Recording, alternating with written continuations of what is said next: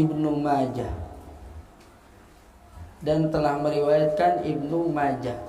Ibnu Majah, nggak usah pakai dijadiin, karena Ibnu dengan Majah, Ibnu mudhof, Majah mudhof ilaih, nggak jadi Ibnu Majahin, nggak, karena ini ismul ajam, nama orang ajam. Ya udah Majah aja, Ibnu Majah, nggak perlu ditambahin Ibnu Majahin ya, lantaran idofa jadi itu, nggak, Ibnu Majah aja dah, karena nama orang ajam ya. Jadi apa namanya, meriwayatkan Imam Ibnu Majah annahu, bahwasanya sallallahu alaihi wasallam qala, Sayyidina Muhammad sallallahu alaihi wasallam bersabda, man kanat niyyatuhul akhirata, man kanat itu ada titik dua gak di taknya tuh, akhirata ada titik duanya gitu di bulatnya, ada ya, ada. Kalau sebagian gak ada itu tambahin dah titiknya ya, lah soal pakai tak itu salah cetak. Jadi akhirata, kalau nggak ada titiknya akhiroha dong, bukan akhiroh, apa akhirohu, atau apa namanya akhorohu bisa juga. Itu tak marbuto akhirata, bukan akhirohu, bukan. Man kanat niyatuhu, barang siapa yang adalah niatnya itu al akhirata, niatnya akhirat, tujuannya akhirat, jama'allahu lahu, maka Allah himpunkan baginya, Allah kumpulkan baginya syamlahu, syamlahu boleh ada yang menerjemahkan isi dunia, bisa juga syamlahu, sebagaimana banyak guru kita menjelaskan itu, yakni Allah menghimpun urusannya yang berserakan. Jadi urusannya jadi kumpul, jadi nggak bingung. Kalau urusan berserakan puyeng nggak? Ini belum kelar, ono belum kelar, ono belum kelar, baru bayar ini lagi, baru bayar ini, ada lagi, terus itu berserakan. Tapi ini Allah kumpulkan sehingga permasalahan cepat selesai, urusannya cepat kelar gitu. Jadi Allah himpunkan, Allah gabungkan permasalahannya, urusannya.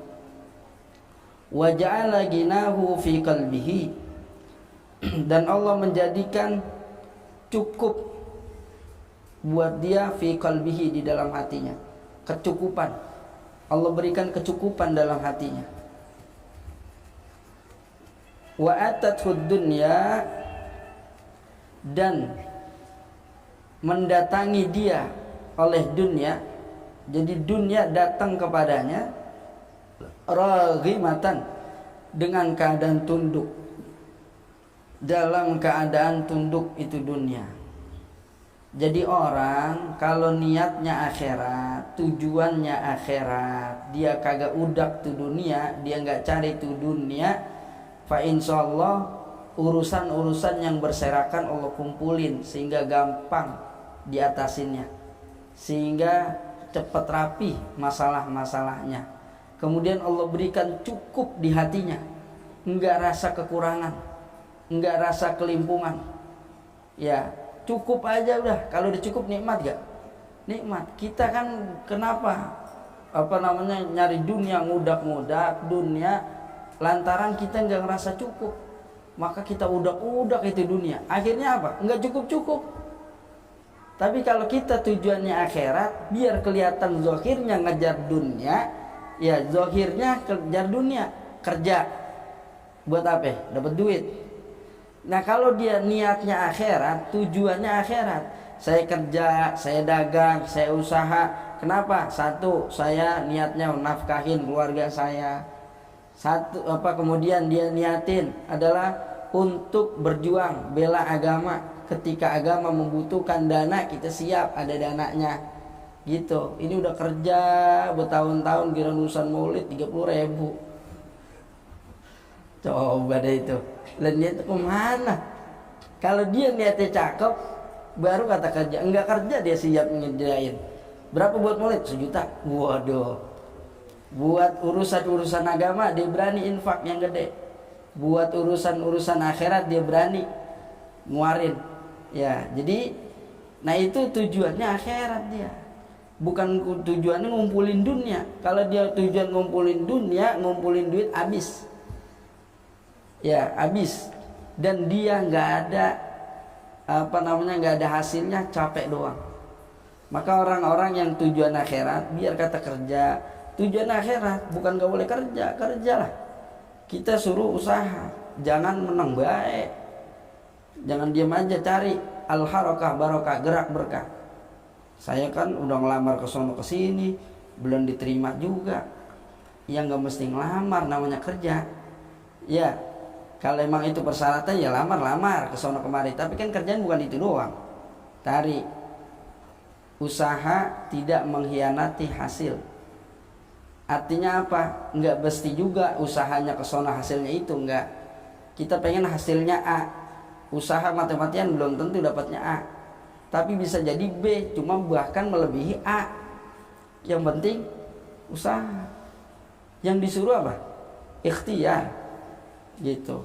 Suruh, kita kelasnya kelas ikhtiar, bukan kelas duduk terus duit nyamperin, bukan. Ya, paham nih? Ya, jadi kudu dibedain. Ada yang cuma duduk doang, duit nyamperin. Nih contoh. Imam Syafi'i masih anak-anak menjadi murid daripada Imam Malik. Kan gak lama ketemunya. Ya, Imam Malik Imam Syafi'i itu berapa? Usia masih muda ketemu dengan Imam Malik, belajar dengan Imam Malik. Enggak lama, ya, tidak lama. Artinya usia masih muda, usia masih belasan, itu Imam Malik sudah wafat. Ya kan? Berarti masih muda dong, masih remaja lah ya.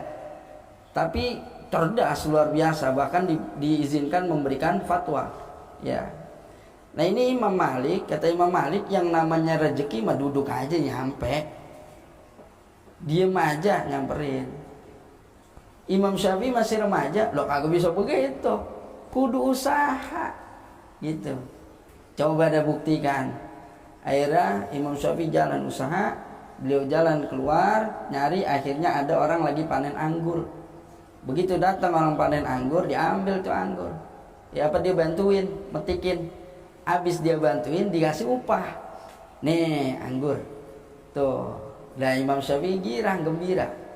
Datanglah ngadep gurunya, tuh guru, saya usaha. Maka dengan sebab saya usaha, saya dapatnya anggur. Guru cobain. Tuh, saya duduk doang dapat anggur. Nggak pakai usaha. Benar gak? Lihat magomnya masing-masing. Dulu dipahamin, paham tuh ya? Gitu. Kelas kita bukan duduk doang duduk nyamperin, bukan. Kelas kita masih ada makom sabab, makom ikhtiar. Itu kelas kita masih. Jadi tujuannya yang penting dibenerin. Tujuan apa? Akhirat. Nafkahin keluarga wajib. Bener gak? Terus kemudian dia tujuannya buat memberikan sumbangsi kepada agama. Ketika agama butuh, dengan dana dia siap. Kemudian kalau kewajiban-kewajiban lainnya termasuk zakat, dia bisa bayar. Kalau susah semua, siapa yang mau bayar zakat? Gitu. Maka kudu ada yang kaya raya dalam Islam. Sayyidina Utsman kaya, Sayyidina Abdurrahman bin Auf kaya, gitu. Tapi tujuannya kan bukan dunia. Kayanya nggak di hati. Makanya enak ngeluarinnya, nafkahinnya gitu. Paham tuh ya? Kemudian waman kanat niyatuhud dunya, dan orang yang niatnya dunia, farraqallahu alaihi amrahu. Allah cerai-beraikan tuh urusannya, perkara-perkaranya. Habis dia bingung, kelimpungan, urusannya berserakan kemana-mana. Ini belon, itu belon, ini kelar, ono ada lagi, ini kelar, yang ono belum, ya udah segala macam ancur-ancuran. Wa ja'ala faqrahu baina ainaihi, dan Allah jadikan fakir di hadapannya. Hatinya ngerasa kurang aja. Kalau tujuan akhirat ngerasa cukup aja, nikmat aja. Ada orang udah kerja dari pagi sampai sore kurang aja. sampai-sampai dia lalaikan kewajibannya, naudzubillah. Walam ya'tihi minad dunya illa ma kutibalah, dan tidaklah didatangkan kepadanya daripada dunia illa ma kutibalah, kecuali sesuatu yang emang udah ditetapin buat dia. Kalau dia kejar akhirat, rumput ngikut. Ngejar rumput, padi luput. Ya. Kalau dia kejar akhirat, dia seolah-olah nanam padi. Kalau nanam padi, rumput ngikut. Kalau dia nanam rumput, padi luput, hilang. Maka tujuannya apa? Akhirat. Kalau tujuan akhirat, dunia tunduk kepadanya, datang. Kalau dia semata-mata ibadah kepada Allah, niatnya mencari akhirat, itu dalam sebuah hadis qudsi, yaqulullah azza wajal, Allah firmankan kepada dunia, ya dunia, ukhdumi man khadamani. Hai dunia, tunduk ente kepada orang yang tunduk kepadaku. Orang yang taat kepadaku, ente kudu tunduk ngadepin dia. Gitu. Kalau tujuannya Allah, nunduk dunia. Gampang. Duit mah gampang. Ya, yang penting kita dulu nih patuh kagak Allah. Tunduk kagak Allah. Kalau tunduk, dunia tunduk. Tujuan kita Allah, maka dunia tunduk. Tapi apa? Wastakhdumi ya dunia man khadami. Ya, apa namanya? Wahai dunia, perbudak orang yang tunduk kepadamu. Orang yang mudak ente nyari harta untuk bergelimpangan, untuk poya-poya dan lain sebagainya, yang tujuannya dunia, bikin dia capek, bikin dia jadi budak, nggak ada nikmatnya. Kan banyak orang begitu ya, sampai lupa sholat, sampai ini segala macam, kaya tapi tidak nikmat di hatinya, rasanya kurang, fakir. Mendingan kita begini, ya gak? Ya nggak mendingan juga sih, ya. Artinya paling enggak hati kita anteng, adem gitu, enggak kelimpungan ini itu. Jangan dibilang orang yang kaya terus dia nggak puyeng dia. Bisa jadi cicilan ini, cicilan itu, ya kan? Kita nggak tahu. Kalau kita mah tenang-tenang aja, nggak punya cicilan. Habis kalau mau ngeredit mikir 2 kali, ya gak? Bayar gimana gitu kan? Takut diambil sama debt collector, belum ngapa-ngapa. Jadi apa namanya? Kita masih kita beruntung, nantinya kita beruntung kalau tujuan kita adalah akhirat gitu. Maka niatnya niat karena Allah, bukan karena dunia. Ente ngaji jangan, apalagi ngaji, urusan ngaji jangan niatin dunia, tapi niatin akhirat. Sekalipun boleh bagian-bagian dunia, cuma jangan sampai yang merusak. Dalam artian begini, kalau ente cuma datang biar dapat duit, dapat rezeki dengan sebab ngaji, mudah-mudahan Allah gampangin rezeki saya, nggak apa-apa, nggak apa-apa. Ya kan kaitannya buat kehidupan dunia, nggak apa-apa. Tapi kalau maunya, biar saya ntar saya pintar, kemudian saya debatin orang-orang, nggak boleh. Ya belum pintarnya belagu loh, gitu. Ya jangan. Tapi niatnya karena Allah, lillah, niatin yang baik-baik untuk menuntut ilmu. Berapa banyak orang yang kerjaannya dunia tapi justru dia bernilai pahala karena niatnya akhirat, niatnya Allah, tujuannya Allah. Tapi ada juga orang yang kerjaannya akhirat tapi justru nggak dapat apa-apa karena niatnya dunia. Mau sholat biar dipuji, ngaji biar dipuji orang, ya. Jadi tujuannya yang salah. Maka perbaiki niat. Fasahihin niyata qablal amal wa'ti biha makrunatan bil awal, kata Syekh Ahmad Ibnu Ruslan dalam Zubat. Perbaikin niat, bagusin niat sebelum kita beramal. Jadi kalau beramal nih, kita mungkin tadi niatnya jelek waktu ngaji, niatnya niat berbau yang nggak bagus, pengen dipuji atau lain sebagainya, niatin berubah buru-buru, ya Allah gitu. Jangan saya niat begitu, saya niat karena engkau, saya niat biar menghilangkan kebodohan, saya niat menjalankan sunnah daripada Sayyidina Muhammad SAW, begitu ya, dan lain sebagainya daripada niat-niat yang baik gitu. Wal maqalatu tsaminatu wal isruna, thumma qala wallahu a'lam bishawab.